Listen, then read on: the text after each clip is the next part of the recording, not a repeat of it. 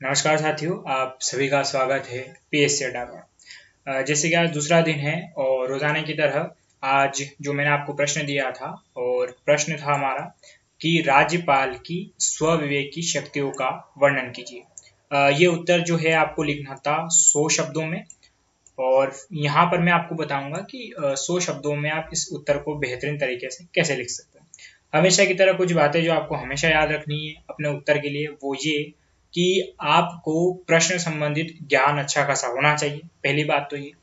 दूसरी बात जो है आपकी लेखन शैली भी अच्छी होनी चाहिए, मात्राओं की मिस्टेक ना हो तो बेहतर होगा, क्योंकि जब मात्राओं की समस्या होती है तो जो परीक्षक चेक करने वाला है उसकी जो खासकर आपका जो कंटेंट होता है उसे छोड़कर उसकी पूरी जो नज़र है वो आपकी मात्राओं की गलतियों पर चली जाती है। तो खासकर जो छोटी मोटी चीज़ें वो ध्यान रखें।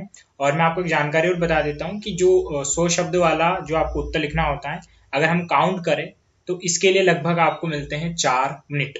4 मिनट में आपको ये उत्तर लिख जाना होता है अगर आप 3 घंटे में पूरा पेपर करना चाहते हैं। देन इसके अलावा 4 मिनट में आप ऐसा कर सकते हैं कि 1 मिनट में हमेशा उत्तर की एक रूपरेखा बनाइए कि आपको उत्तर में लिखना क्या है। अगर आप क्वेश्चन देखते सीधा उत्तर पर टूट पड़ेंगे तो होता क्या है कि उत्तर लिखने के बाद हमें आएगा दिमाग में कि अरे ये भी छूट गया है, हम ये भी लिख सकते थे, इस प्रकार से। ठीक है, तो यहाँ पर स्वविवेक की शक्तियों को पूछा है, तो वे शक्तियां जो राज्यपाल स्वविवेक के आधार पर काम कर सकता है, यानी कि जिसमें उसे मंत्रिपरिषद की सलाह न लेनी पड़े। चलिए, तो उत्तर छोटा सा रहेगा और 100 शब्दों में मैंने इसे लिखा है। देखते हैं कि आपने जो उत्तर लिखा है ये उससे कितना हद तक मैच करता है। हालांकि शक्तियां जो है तो इसमें अलग अलग तो इतना कुछ मिलेगा नहीं, लेकिन लिखने का तरीका काफी निर्भर करता है। तो सबसे पहले एक चीज कि संविधान के जितने भी उत्तर हैं उसमें कोशिश करें कि आपके आर्टिकल जो हैं वो जरूर आए, क्योंकि आर्टिकल जो हैं वो ये पुख्ता करते कि जो शख्स लिख रहा है आंसर उसे अच्छा खासा नॉलेज यहाँ पर है। देखिए, शुरुआत भी मैंने आर्टिकल से करी है कि अनुच्छेद 153 में वर्णित राज्यपाल राज्य का संवैधानिक प्रमुख होता है। ये मान के चलिए कि ये एक छोटी सी भूमिका है ना। तो संवैधानिक प्रमुख होता है, किंतु राज्यपाल के निकट राष्ट्रपति से अधिक स्वविवेक की शक्तियां प्राप्त है। तो यहाँ पर ये कम से कम 3 लाइनों में मेरी एक भूमिका है और ये कम लाइन में लिखे तो ज्यादा बेहतर होगा। भूमिका आप लिख सकते हैं, कोई समस्या नहीं होगी। तो यहाँ पर एक मैंने वर्णन किया है और ये बात खास करें कि राष्ट्रपति से अधिक स्वविवेक की शक्तियां कैसे हैं, वो राज्य स्तर पर है, लेकिन इसमें जो एक ज्यादा स्वविवेक की शक्ति प्राप्त हो जाती है वो होती है बिल को आरक्षित करना। चलिए उसे आगे देखते हैं। एक काम जो आपको हमेशा करना चाहिए अपने उत्तर में वो है डायग्राम, चार्ट, फ्लो चार्ट, आप जो बना सके वो जरूर बनाइएगा।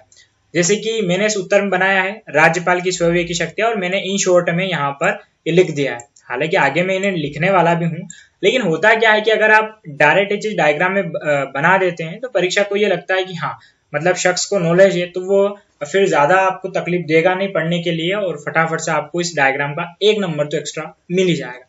और यहाँ से ऊपरी ऊपरी रूपरेखा में कि क्या क्या शक्तियां हैं, तो एक तो ये कि मुख्यमंत्री की नियुक्ति।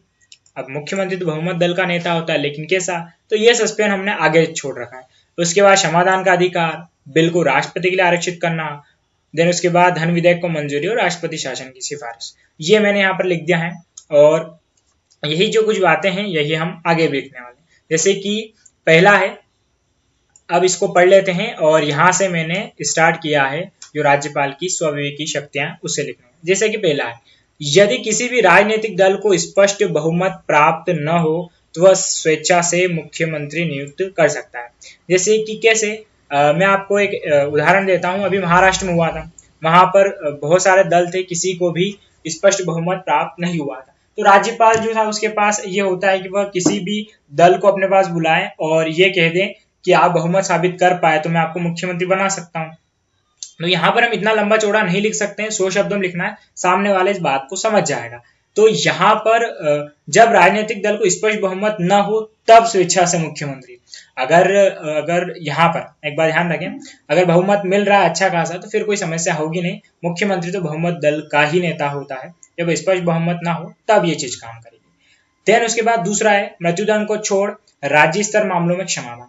राज्यपाल पे यह भी अधिकार होता है मृत्युदंड को छोड़कर, वो तो राष्ट्रपति के हाथ में होता है, उसको छोड़कर अगर जितने भी मामले हैं जहां पर अगर राज्य के हाई कोर्ट में चल रहे हैं या जिला कोर्ट में चल रहे हैं तो उनमें राज्यपाल क्या कर सकता है, जो सजा है मान लेते हैं 20 साल की तो उसे 15 साल कर सकता है, 10 साल कर सकता है, लेकिन किसी के मृत्युदंड को वो क्षमा नहीं कर सकता है। ये अधिकार किसके पास में? सिर्फ राष्ट्रपति के पास में। देन उसके बाद तीसरी स्वविवेकी शक्ति क्या है? तो मैंने आपसे कहा है कि आर्टिकल का जरूर प्रयोग करें। तो आर्टिकल 200 के तहत राष्ट्रपति के लिए विधेयक को आरक्षित करना, ठीक है, जो देश ही से संबंधित। ये एक बहुत इंपॉर्टेंट शक्ति सिर्फ राज्यपाल के पास में है कि राज्यपाल जो है वो अगर उसके पास कोई बिल आता है साइन करने के लिए तो वो वीटो यूज कर सकता है। देन इसके अलावा एक स्पेशल ऑप्शन होता है कि वो राष्ट्रपति को भेज दे जब उसे लगे कि ये बिल ऐसा है जो राष्ट्रीय स्तर का है और इस पे कानून बनाना मेरे तरफ से अगर हाँ भरना सही नहीं रहेगा, एक बार मैं इसे राष्ट्रपति पे भेज देता हूँ। उसके बाद में अगर राष्ट्रपति साइन ना भी करे तो राज्यपाल चाहे जितनी बार राष्ट्रपति को दे सकता है, इसमें कोई रोक टोक नहीं होती। लेकिन राष्ट्रपति के पास में ऐसी कोई शक्ति नहीं होती वो किसी और के लिए आरक्षित कर सके। तो एक इंपॉर्टेंट शक्ति जिसमें वह राज्यपाल को पावरफुल बनाती है। उसके बाद में चौथा है विधानसभा में धन विधेयक प्रस्तुत करने से पूर्व राज्यपाल की मंजूरी। तो जैसा केंद्र में होता है, लोकसभा में धन विधेयक लाने से पूर्व राष्ट्रपति की मंजूरी चाहिए होती, सेम कॉन्सेप्ट राज्य में भी काम करता है, जहां पर विधानसभा में धन विधेयक को लाने से पूर्व राज्यपाल की मंजूरी लेना होती है।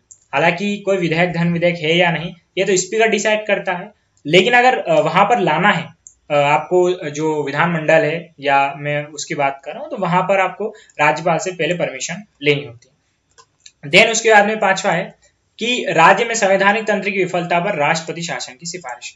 जैसे कि बहुत सारी बार होता है कि सरकारें नहीं बन पा रही है, कोई भी सरकार अपना बहुमत साबित नहीं कर पा रही है या कुछ संवैधानिक तंत्र की विफलता हो जाए, उस दौरान होता क्या है कि जो राज्यपाल है वह राज्यपाल राष्ट्रपति को सिफारिश कर सकता है राष्ट्रपति शासन के। लेटेस्ट एग्जांपल आप महाराष्ट्र का देख सकते हैं, वहां पर जब किसी सरकार नहीं बन रही थी तो जो पूरा संविधान जो है, संवैधानिक तंत्र है, वो कंट्रोल में चला जाता है केंद्र के यानी राष्ट्रपति के पास में, ठीक है।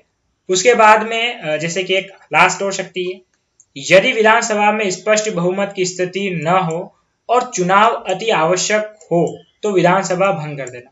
राज्यपाल के पास में ये भी अधिकार है कि वो विधानसभा भंग कर सकता है। विधानसभा भंग करना मतलब चुनाव फिर से होना, जैसे कि जम्मू कश्मीर में इसके लिए हुआ था जब वहां पर जो पीडीपी और बीजेपी का गठबंधन टूट गया था, तो उस दौरान जो राज्यपाल थे कुछ समय तक तो राज्यपाल शासन लगा रहा जम्मू कश्मीर में, बाद में उन्होंने विधानसभा ही भंग कर दी, जिसके बाद अभी तक चुनाव हुए नहीं। अब तो मामला ही पूरा पलट गया है। तो अगर ये लग रहा है कि कोई भी सरकार बार बार बहुमत स्पष्ट नहीं कर पा रही है, फिर से एक बार चुनाव करवाने की आवश्यकता है, विधानसभा भंग कर सकती। लेकिन अंतिम में 2 लाइन जरूर लिखा करें आप उपसंहार के रूप में। ये लिखा है कि किंतु सदैव ही राज्यपाल की स्वविवेकी शक्तियां केंद्र में स्थापित सरकार के अधीन होती। और हमेशा याद रखें आपके उत्तर के अंत में एक ऐसी लाइन जरूर होना चाहिए जो पूरे उत्तर का एक मजा दे जाए, यानी कि फाइनली सार दे जाए। चाहे ये स्वविवेकी शक्तियां, लेकिन राज्यपाल को अपॉइंट करता कौन है? केंद्र की सरकार। राज्यपाल की स्वविवेकी शक्तियां भले ही है, लेकिन ये सारी स्वविवेकी शक्तियां जितनी भी हैं ये केंद्र के कहने पर ही होती है, क्योंकि राज्यपाल केंद्र की जो सरकार होती उसी का ही होता है, राज्य की सरकार से उसे कोई मतलब नहीं होता है। जैसे कि अभी आप देखेंगे पश्चिम बंगाल में और केरल में राज्यपाल और वहां की सरकार के बीच में मतभेद चलता रहता है ना, पौंडीचेरी में चलता रहता है किरण बेदी को लेकर, उसका कारण यही है। और जैसे कि दिल्ली में भी लेफ्टिनेंट गवर्नर है तो वो भी बीजेपी के हैं, वहां की सरकार आम आदमी पार्टी की, तो ये मतभेद चलता रहता है क्योंकि राज्यपाल जो होता है हमेशा केंद्र की ही बात को लेकर चलता है, चाहे ये हमें अप्रत्यक्ष रूप से दिखाई देता हो, चाहे कितनी भी स्वविवेकी शक्तियां लिखी हो। ये सारी स्वविवेकी शक्तियां जितनी भी ये वास्तविकता में तो केंद्र की जो सरकार है उसी के कहने पर ही काम करती। तो साथियों ये था हमारा एक छोटा सा उत्तर।